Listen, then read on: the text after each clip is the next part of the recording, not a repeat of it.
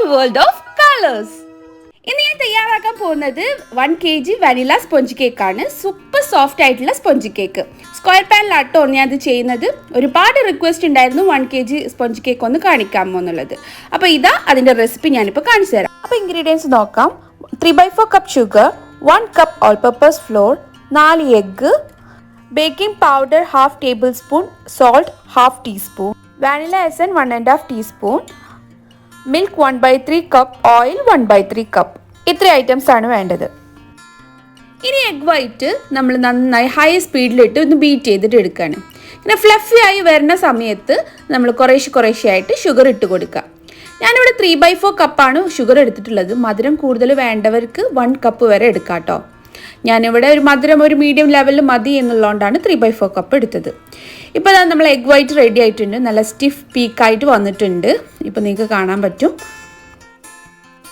ഇപ്പോൾ നമ്മൾ egg white ready ആയിട്ടുണ്ട്. ഇനി ഈ സമയം നമ്മൾ എഗ് യോക്ക് ആഡ് ചെയ്ത് കൊടുക്കുകയാണ്. അത് 1 by 1 ആയിട്ടാണ് നമ്മൾ ആഡ് ചെയ്ത് കൊടുക്കുന്നത്.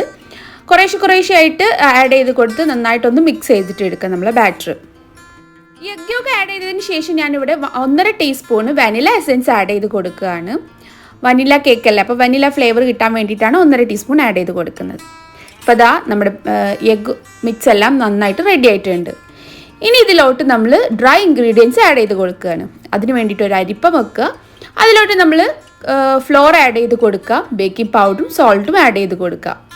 ജസ്റ്റ് ഒന്ന് മിക്സ് ചെയ്തതിന് ശേഷം ഒരു 2 തവണ അല്ലെങ്കിൽ 3 തവണയായിട്ട് അരിച്ച് ഈ എഗ് മിക്സിലോട്ട് ഇട്ട് കൊടുക്കുക.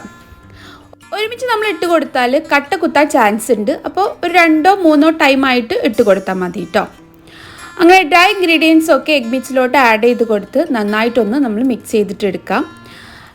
ഡ്രൈ ഇൻഗ്രീഡിയൻസ് മിക്സ് ചെയ്ത് കഴിഞ്ഞിട്ടുണ്ടെങ്കിൽ നമുക്ക് ഓയിലും മിൽക്കും ഒരുമിച്ച് ഒരു കപ്പിലോട്ട് മാറ്റിയിട്ട് അത് ഇതുപോലെ തന്നെ കുറേശ്ശെ ആയിട്ട് ആഡ് ചെയ്ത് കൊടുത്ത് നന്നായിട്ടൊന്ന് ഈ ബാറ്ററിൽ ബ്ലെൻഡ് ആവുന്ന രീതിയിൽ നന്നായിട്ടൊന്ന് മിക്സ് ചെയ്തിട്ട് എടുക്കാം. ഇപ്പോൾ എല്ലാം മിക്സ് ചെയ്ത് കഴിഞ്ഞു. നമ്മൾ ബാറ്റർ റെഡി ആയിട്ടുണ്ട്. ഇനി ഞാനൊരു 7 ഇഞ്ച് സ്ക്വയർ പാനിലോട്ട് ബാറ്റർ മാറ്റുകയാണ്. ഞാൻ 2 തവണയായിട്ടാണ് ഈ ബാറ്റർ ഞാൻ ബേക്ക് ചെയ്യുന്നത്. ആദ്യം പകുതി ഒഴിച്ച് കൊടുത്തൊന്ന് ബേക്ക് ചെയ്തതിന് ശേഷം അടുത്ത പകുതി ബേക്ക് ചെയ്യുന്നുള്ളൂ കേട്ടോ. അപ്പോൾ ഇത് ആദ്യ പകുതി ഞാൻ നന്നായിട്ട് ടാപ്പ് ചെയ്ത് എടുത്തിട്ടുണ്ട്. ഇനി ഇത് 180 ഡിഗ്രി പ്രീഹീറ്റ് ചെയ്ത ഓവനിലോട്ട് ഒരു 20 to 25 മിനിറ്റ്സ് ബേക്ക് ചെയ്യാൻ വെക്കാം. പിന്നെ ഞാൻ എന്തിനാ 2 പോർഷനായി ഡിവൈഡ് ചെയ്ത് വെച്ചിട്ടുണ്ടെങ്കിൽ അത് പെട്ടെന്ന് ബേക്കായി കിട്ടാനും അതുപോലെ തന്നെ നമുക്ക് കേക്ക് ലെയറിങ് ചെയ്യുമ്പോൾ 4 ലെയറായിട്ട് നമുക്ക് കിട്ടാനും വേണ്ടിയിട്ടാണ് കേട്ടോ. മറ്റേത് ഒറ്റൊന്നാവുമ്പോൾ നമുക്കൊരു 3 ലെയറൊക്കെ മാക്സിമം കിട്ടുള്ളൂ. നമ്മുടെ ഫസ്റ്റ് ബാച്ച് ഇവിടെ റെഡി ആയിട്ടുണ്ട്. നമുക്ക് എങ്ങനെ കേക്ക് കിട്ടിയിട്ടുണ്ട് എന്നുള്ളത് നോക്കാം.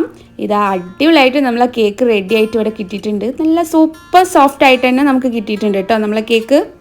ഇത് കയ്യിലെടുക്കുമ്പോൾ തന്നെ നിങ്ങൾക്ക് മനസ്സിലാവും എത്രമാത്രം സോഫ്റ്റ് ആയിട്ടുണ്ട് എന്നുള്ളത്.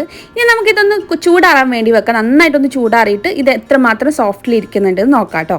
അപ്പോൾ അതാ നന്നായിട്ട് ചൂടാറിയിട്ടുണ്ട്. ചൂടാറിയതിന് ശേഷമാണ് ഞാനിപ്പോൾ നിങ്ങൾക്ക് കാണിച്ചു തരുന്നത് കേട്ടോ. അതാ അടിപൊളിയായിട്ട് സോഫ്റ്റ് ആയിട്ടുണ്ട്.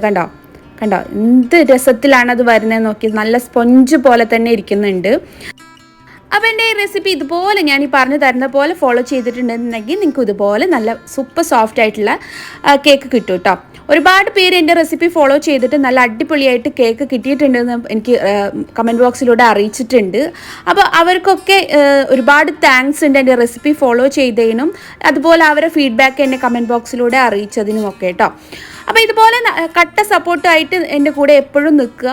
അപ്പോൾ ഞാൻ ഇനിയും നല്ല നല്ല വീഡിയോസുമായി നിങ്ങളുടെ മുമ്പിൽ വരുന്നതാണ്. അപ്പോൾ ഈ ഒരു കൊച്ചു വീഡിയോ ഇഷ്ടപ്പെട്ടു എന്ന് വിശ്വസിക്കുന്നു. ഇഷ്ടപ്പെട്ടിട്ടുണ്ടെങ്കിൽ ലൈക്ക് ചെയ്യുക, ഷെയർ ചെയ്യുക, സബ്സ്ക്രൈബ് ചെയ്യാത്തവർ സബ്സ്ക്രൈബ് ചെയ്യുക. അപ്പോൾ അടുത്ത വീഡിയോയുമായി നമുക്ക് കാണാം. ബൈ.